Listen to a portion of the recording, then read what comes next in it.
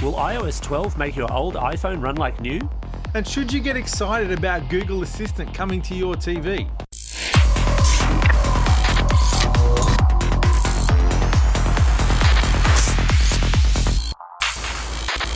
Vertical Hold, Behind the Tech News, is proudly brought to you by Belkin. Welcome to Vertical Hold, Behind the Tech News, where we talk to Australia's leading technology journalists to get the stories behind the news of the week. I'm what's left of the voice of Alex Kidman, and I'm joined by a man who's spent the last few days desperately trying to install iOS 12 onto his Palm Trio, Adam Turner, as we go behind the headlines in search of the big picture. This week, we're joined by Australian IT technology reporter Chris Griffith. Welcome back, Chris. Nice to be back, Alex. This week, we're going to do a deep dive into iOS 12. You might not be able to afford a new iPhone XS or XS Max this week, but if you've got an existing iOS device, the chances are you're able to upgrade to it. But should you? We're also going to look at the arrival of Google Assistant onto a range of Australian TVs. But before we get to that, over to the Tech News desk. Adam, what's happening in tech news? As the Australian government prepares to put its new encryption bill before Parliament, the Communications Alliance, which represents the nation's telco industry, has indicated it will lead the fight to have the bill squashed. The Alliance argues that the proposed laws, which will compel technology companies to assist the government in accessing encrypted communications, may undermine Australia's cybersecurity and compromise privacy. 76 technology companies and civil rights organisations wrote to federal MPs back in August protesting against the proposed laws. Meanwhile, Cybersecurity Minister Angus Taylor insists the proposed laws will not force companies to install backdoors, which grant security agencies easy access to confidential messages. The ACCC has issued a release warning telcos about the use of the word unlimited when it comes to mobile phone plans. While Telstra and Vodafone have eased away from usage of the term after launching their plans, the ACCC notes that the use of unlimited was being advertised, in their words, qualified with disclaimers that were not sufficiently prominent or clear to explain to consumers the existence and impacts of the limitations in the ACCC's view, and that telecommunication companies should be wary of using absolute claims like unlimited, where that does not give a true picture to consumers of what's being offered. Westpac is claiming an Australian first with the launch of Siri for Westpac, allowing its customers to make payments using voice technology as an extension of its iPhone mobile banking app. The app doesn't rely on voice authentication alone, with users prompted to use their fingerprint or Face ID before money is transferred. The launch comes after Westpac launched banking skills for Amazon's Alexa and Google Assistant earlier this year, letting customers access their accounts via smart speakers. Sony is joining the retro mini boom, announcing the PlayStation Classic, set to hit our shores on December the 3rd for $149. It will come with 20 games, although Sony's being coy about what they actually are, only announcing 5 of the provided games so far. Nobody really doubts that Final Fantasy VII, Tekken 3, Ridge Racer 4 or Wild Arms are classics, but fewer will be jumping with joy to play Jumping Flash again. So, Alex, the ACCC is playing that "I don't think that word means what you think it means" game again over unlimited. What have they come out and said? Well, they've come out and said what pretty much everyone, ourselves included, for long-time listeners to the show, thought that they should do some months ago when these plans were first announced with the tag unlimited attached to them, which is basically to say that unlimited means without limits of any kind. And to be fair to the telcos, as I mentioned in our news item, they've kind of backed away from that. Telstra now says they're peace of mind plans, and Vodafone has another term which escapes my mind, but it's much more technical actually in their advertising. They just tend to say, hey, look, you get this data and then you get it speed limited at 1.5. It's quite upfront and in your face, but it's the ACCC kind of flexing its muscles, I think, in order to make it clear where telcos have to pursue this in the future. Chris, do you think the ACCC is timely on this, or did they leave it a little late?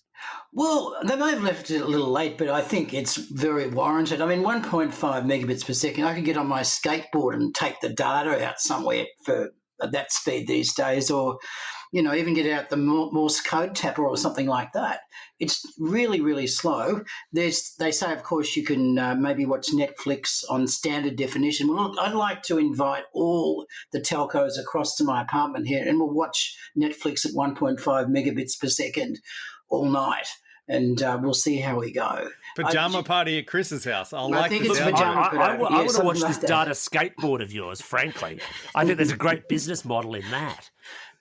Well, I mean, they're reliable enough and they're easy to fix. So it's probably easier than the telco network. But it is, look, I mean, you can sort of pour over the technicalities, and you can say, well, look, you're telling people that it is going back to 1.5. But a lot of the public wouldn't realise that is, by today's standards, it's a very, very slow rate. You're not really getting unlimited at all. So I think it's justifiable for the ACCC. You can debate whether they should have really come out with this some time ago or not, but I think it's warranted. It leaves us, of course, with a single actually unlimited plan in the country, Telstra's Ultimate plan, but there they'll slap you with $199 per month on it. And even there, they're not saying, oh, by the way, this is an unlimited plan, although actually it would meet the ACCC's guidelines for what that was. So, Alex, iOS 12 is here. I've decided that breaking my phone for other people's benefit is a young man's game. I'll sort of hold off on this for a few days. I know most tech journos are not that conservative.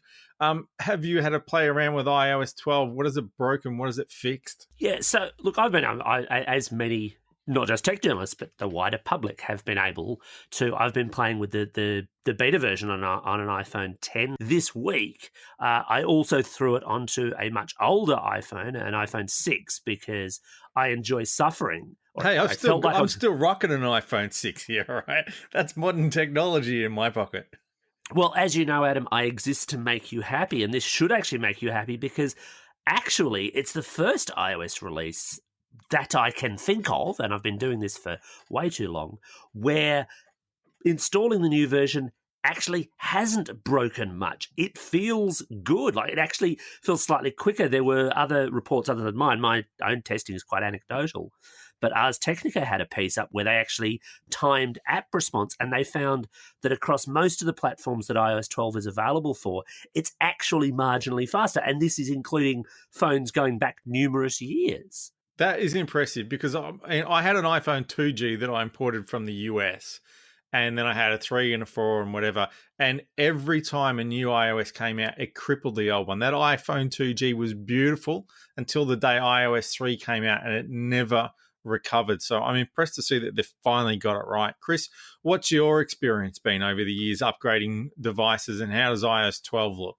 Well, I think iOS 12 is, as Alex has said, it's actually a good update for a couple of reasons. I mean, it has to improve phones. I mean, Apple has made such a big thing of the fact that you can install this on devices from, I think, 2013 onwards. And they've made such a big public play of the fact that it will be faster, that it's got to be faster. Otherwise, I'll be sort of really...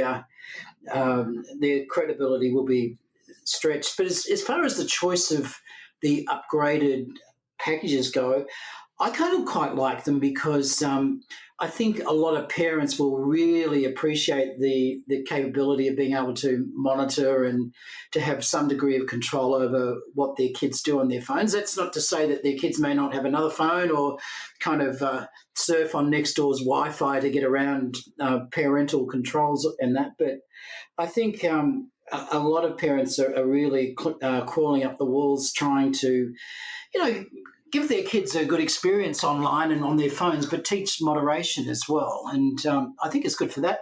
And sometimes the little things that Apple does are kind of big things, like the ability for Do Not Disturb to expire. Now, I get myself into trouble all the time with Do Not Disturb because I'll put it on, go to a meeting, and then I'll forget and I'll miss calls, whatever. And with this, you can either through geolocation of where you're moving or over after a couple of hours or specified by dinner time, when you actually start Do Not Disturb, you can say when it's going to expire. And I think a small thing, but a really important thing. There's other things there that are quite interesting. Siri Shortcuts, but I think Siri Shortcuts, I really like them. I like the idea of them, but I think they're more for, the tech community than a lot of the general public. So what's a Siri shortcut again? Siri the shortcuts where you can actually put together a series of commands and have one Siri phrase to refer it to, and you can set that up on your phone. Oh. It's kind of been around in another form on iPhones, but this time they've consolidated it and sold it as Siri Shortcuts. I mean, the commands are a fairly strict set of commands there, but you can put them together, and there's some good examples around of asking Siri to work out how much you should tip and things like that you can do by compiling it together on your phone and then attaching a phrase of your choice to it. It's interesting. I mean, Chris, you were mentioning the screen time thing, and I like the fact that Apple is promoting it, although it's not conceptually all that new. For as long as we've had that kind of monitoring software, it's had that element of we'll tell you what's been used on a computer, for example, for some time. But Apple's implementation is quite nice. I don't think, whilst I haven't checked it, or at least I don't believe my children are running additional phones, I don't think that jumping onto your neighbour's Wi-Fi is going to make a difference, because I think it's a per device, it's an on-device thing that it's going to do there. And I guess there's a certain element to which it might become a bit like your browser history, the stuff you want your best mate to delete when you die. But it's a useful feature. They're also pushing pretty heavily in the AR space. Still, in fact, I mean, they've been doing that for a while, but they're pushing that AR is going to still be their big thing going forward, with new file formats and depending on the model of iOS device you've got, the new Measure app coming up as well. There's some really, I mean, it's a very interesting area, this. As I just said a moment ago, it's probably going to get the tech and geek community really excited more than some other people from the general public. But this latest A12 chip, which is, 7 nanometer technology, they've got something like 6 billion transistors on it or something, some incredible amount of transistors. I saw one demo when I was there last week, which was of an app called Home Court, which was basically you point your phone at a basketball game and it can work out what's going on and who's firing to the hoop and whether they score or not, and give coaching tips. But it's doing that, well, at least they're saying it's doing that in real time now, using that kind of AR neural network type capability. And I think they and Huawei, with their Kirin chip that they've announced and will be promoting soon, the two that have got quite sophisticated technology on there, which may not really reach its potential for some time until the development community really embrace it. But that example was, I think, a really good one. It's interesting that we're almost at that point where they've got to come up with new use cases because they're powerful enough. Like that Home Court one was the one they showed off at the keynote as well.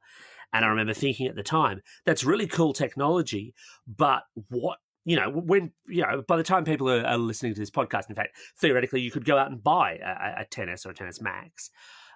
Right now, there's not a lot in iOS 12. There's not a lot in an app sense that's actually going to push that new processor to those kinds of limits, because an awful lot of what people want a smartphone to do, the A11 already did pretty well, or if you're on the Android side of the fence more, the Snapdragon 845. So I wonder if we're pushing the power, the engines behind these to levels that people aren't driving at, if you'll pardon the mixed metaphor, and we're going to have to come up with that next great use case for a smartphone to justify them. Well, I think you're right on the money there. It's a very mature market, and when you look at some of the research done by Telsight and others, I mean, Telsight's research shows that a high degree of satisfaction, both with Apple users and its phones, and Samsung users with its phones, and the outcome of that is that everyone is happy just to stick with the brand that they've got. So it's hard for them to really recruit a lot from outside Apple, and the same with Samsung. And they're also facing, so they have to try and keep their own base of customers, but they're also facing the increase in phone cycle rates. Like I read in the last couple of days ago that with baby boomers in particular, that baby boomers are keeping their phones like 4 or 5 years. It's much less in the younger bracket, of course. And that would be alarm bells to those companies. If people are finding that phones of 3 or 4 years ago are doing more than they actually need, and there's little point really spending $2,000 up to for some of these premium phones, you're going to see people saying, I'll hold on to my phone longer. Maybe I'll get the battery replaced or and with this particular upgrade of iOS being okay for older phones, a lot of people will be tempted just to stay out there, particularly as the game changer coming up. Although it's still on the horizon, of course, it's 5G, and we're yet to see any 5G phone in the market, but they'll come in probably faster than we think.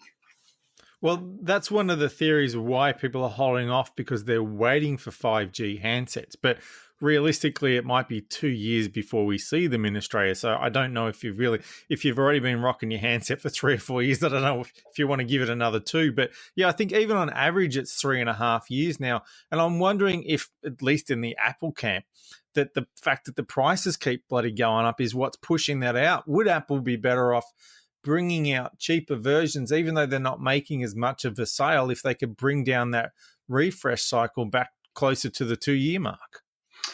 I think Apple has found that it can exist quite happily as a premium high.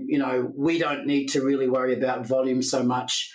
We don't have to have cheaper phones and be very successful. Thank you very much. I mean, Apple can probably survive and thrive on that policy. The trouble is, a lot of the public will be very disappointed if they go in that direction, if it gets to the point that they really can't afford their phones.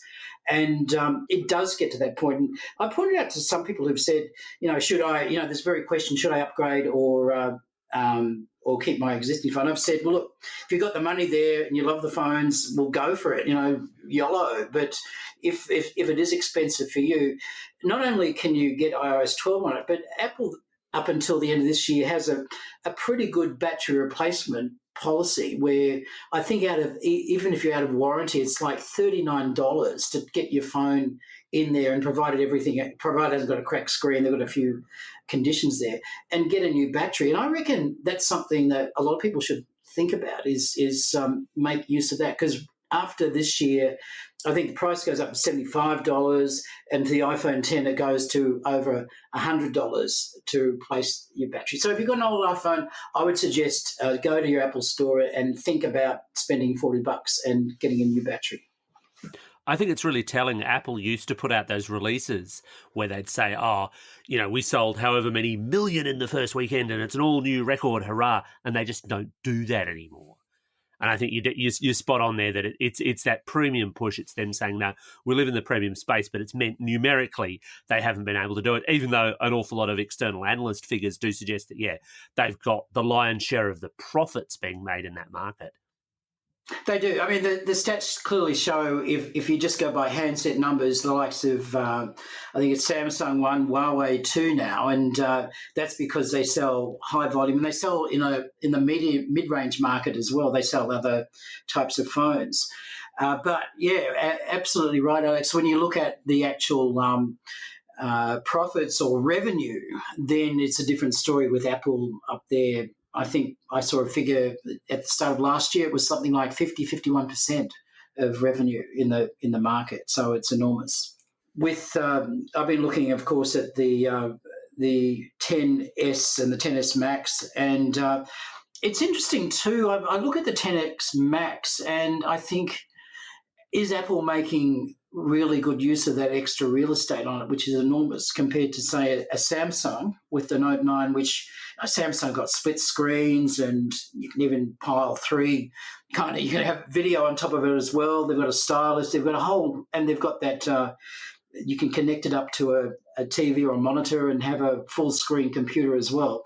There's a lot of capabilities, and I think that's creeping up on Apple a bit too, that even if you're not going for the cheap and cheerful ones, that you mentioned, but you're going for the mid-range or high-end on Android.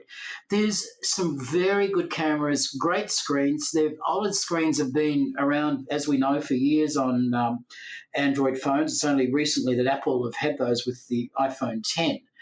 And I think that if you're going to look soberly at it, that there's a lot of very attractive features in some of the new Android phones. And the Apple, I think, have still got going for them the fact that they're the only company there that are not really out to collect your data, that their whole business model is not around actually collecting your data. And privacy is a big issue in the community, particularly with what's happened with Cambridge Analytica and Facebook and everything like that.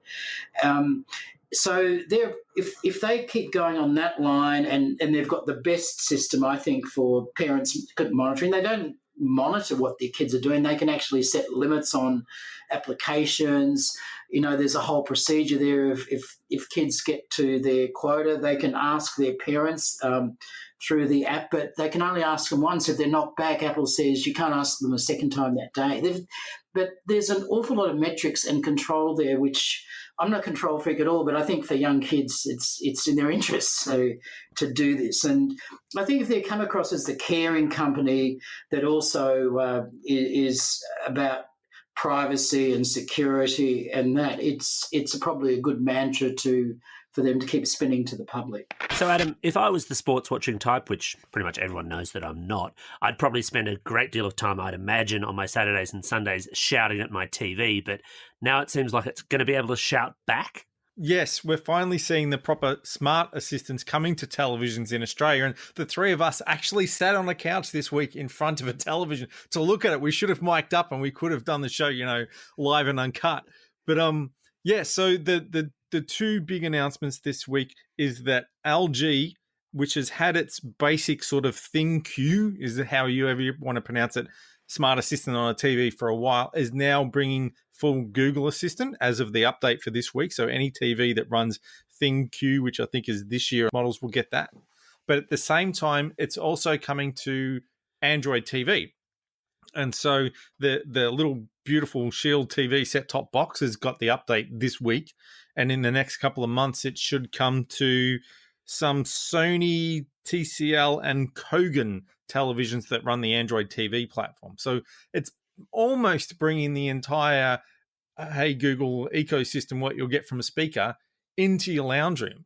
So, Chris, kicking back on the couch, how could you see yourself using Google Assistant on the TV as opposed to how you'd use it somewhere else? Well, when in the 70s or 80s they came up with the old couch potato mantra in the, sitting on the beanbag or on the couch, I don't think they'd envisaged that we could sit on the couch, watch Netflix, and then, ask Google to flick across to Woolies and, do your shopping list. And I know it's not implemented at this stage, but I presume in future you'll be able to recline back with your Cabernet Sauvignon and actually, order and then just wait for the Woolies truck to come by. I think it's only a matter of time before we see that.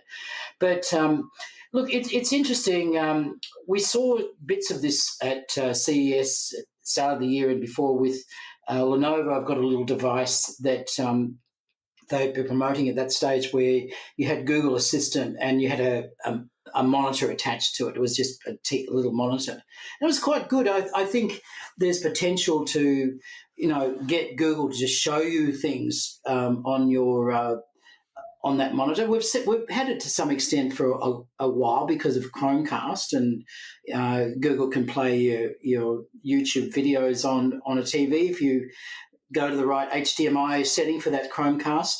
I think it is clever. There are some issues around it. I mean, LG say, and this is probably true, that the benefit of having this on a TV is you can sit everyone down and you can all go together through where you're going to go on a holiday, and you can have web pages coming up on your TV. The TV becomes the centre of all this, and the same for looking at real estate properties.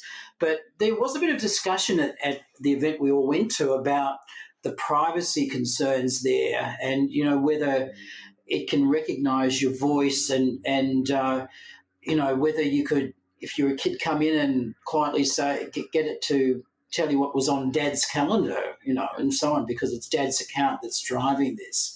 So there was a little bit of concern about that, but it's an interesting implementation as LG. It's fairly complex because all of what you say, the commands get processed through LG servers, was the way they described it, and it can either respond itself or that information is then sent to Google to respond. So LG gets first bite at the information, Google gets second, and then there's a series, I think there was 35 commands or something like that, which get dealt with on the TV. So if you ask it to pause or fast forward or change channels, there's no need for that to go into the cloud. And as someone pointed out rightly, if the internet was down, you could no longer use your voice commands to change your channels. Would be a ridiculous situation. So I think it's quite good, but early days, the functionality is not that advanced on it. And, of course, TV makers would love us all to see the TV as the centre of everything we do on Google Assistant, but I think there's some use for it. So I managed to get this running side by side with the Shield TV this week. So I had the LG's implementation and the Android TV implementation, and there were a couple of frustrations that I ran into that I wasn't expecting. That what it basically comes down to is on Android TV, Google Assistant will do everything. So you push the button because it doesn't wait for you to say, okay, GG. It's not listening all the time. You push the button on the remote and then you tell it what you want. On the LG television, as you say, sometimes requests will go to ThinkU and sometimes they'll go to Google Assistant. The problem is that ThinkU is not as smart as Google Assistant. And ThinkU, but it still insists on answering some of those questions. Like if on an Android TV, you can say, play the Rolling Stones to the kitchen speaker, and it will do it. If you try and do that on LG TV, it won't hand that request over to Google Assistant because you've started with play, and ThinkU says, oh, I know how to handle this. And then it searches YouTube for something called the Rolling Stones on kitchen speaker. And there's no way to force it to go, look, you don't know what you're doing, give that over to Google Assistant. So to me, ThinkU kind of gets in the way, and I think LG needs to either pull ThinkU back or make it smarter as to go, when you know what, I'm not equipped to this one, I'm going to hand it across to Google. And I think it's only when people sort of spend a bit of time with it that they'll run into those limitations. Alex, not being a sports ball guy, but the guy who likes to get up and watch Doctor Who in the middle of the night, where do you reckon you'd put Google Assistant to work in your lounge room? Well, I think where this makes the most sense, I mean, yes, you can use it to fill your Woolies shopping list, as we were shown, or search the web or so on. but I think where it makes sense is where a TV makes sense, which is visual. So it's sharing your family photos, the return of the dreaded slide night, or deciding what it is that you're going to watch, intelligently searching services. And LG was a little thin on detail about how smart it was to search the smart TV stuff you've got. And obviously that's stuff that you can do to a certain extent within, for example, an Apple TV with Siri. But once you can get that stuff working, I think that's where the real meat of the experience is, because it feels to me like we've been talking around this idea of, oh well, your TV will just be the center and it'll do all the things you ever want it to. But these services either never seem to eventuate or don't seem to work all that well. I'm reminded years ago, and I'm showing my age here again, that TiVo at one time wanted to do a tie-up with Domino's where you'd be able to order pizza from your TiVo set-top box. And obviously TiVo are dead and buried in Australia now. Rest in peace. That never happened. Of course, there'll be the requisite health apps if it's not an Apple Watch or Samsung Gear or something like that on the TV, reminding you to get up. Where you could have actually gone to the supermarket and at least circulated your blood a few times around. If it starts telling me at the end of every episode you need to stand up, the damn thing's going on a nature strip. I'm not putting up with that from my TV. I think I've just worked out how I want to hack Adam's TV to score myself a free TV. I suppose the other thing that LG announced, is kind of separate to this, to the Android thing, is that they're also bringing in Alexa, and they were a bit coy about this at the start of the year because they announced, hey, Alexa and Google at CES, but LG Australia was saying, oh well, we'll only have Google because Alexa wasn't launched here at that point. But then the Alexa integration we've got is a lot closer to those 35 commands because it's basically just TV stuff. It's not, hey. I probably shouldn't keep saying its name because it'll set off someone. Hey Alex, yeah, that'll work. Oh, yeah. Hey Alex, order me a pizza, order me something from my Prime wish list or something like that. You can't do any of that. That's not there yet. But the other thing is, though, that they didn't really make clear is Lexi, as we call her in my house, is not built into the television the way that Google Assistant is. This is If true. you want to boss around an LG television using Lexi, you need a separate Echo speaker or something like that, and you talk to that. Whereas Google Assistant will actually run on the television, or you can use a Google Home to boss the television around. I think LG, though, are on the right tram with going with the existing services. I mean, I take your point, Adam, about ThinQ. That's true.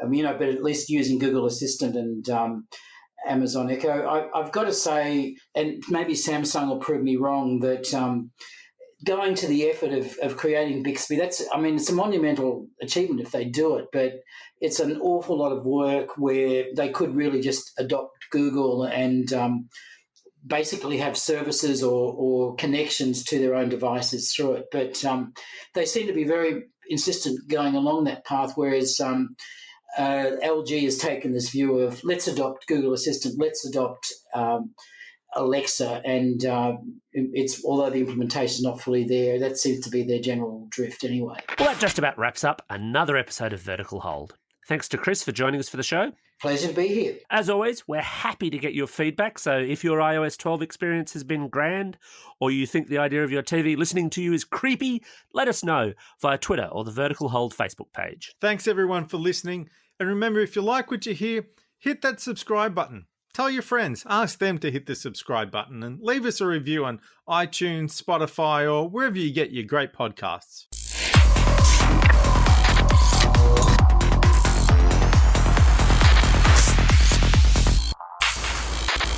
Vertical Hold, Behind the Tech News, is proudly brought to you by Belkin. And I remember thinking at that time, and to get back to your couch potato thing, Chris, that, we'd all become again, to show my age, the 21st century equivalent of Norm from the old Life Beginner ads. You say that like it's a bad thing. It was a health campaign, Adam. Norm is you my weren't spirit meant to animal. emulate him.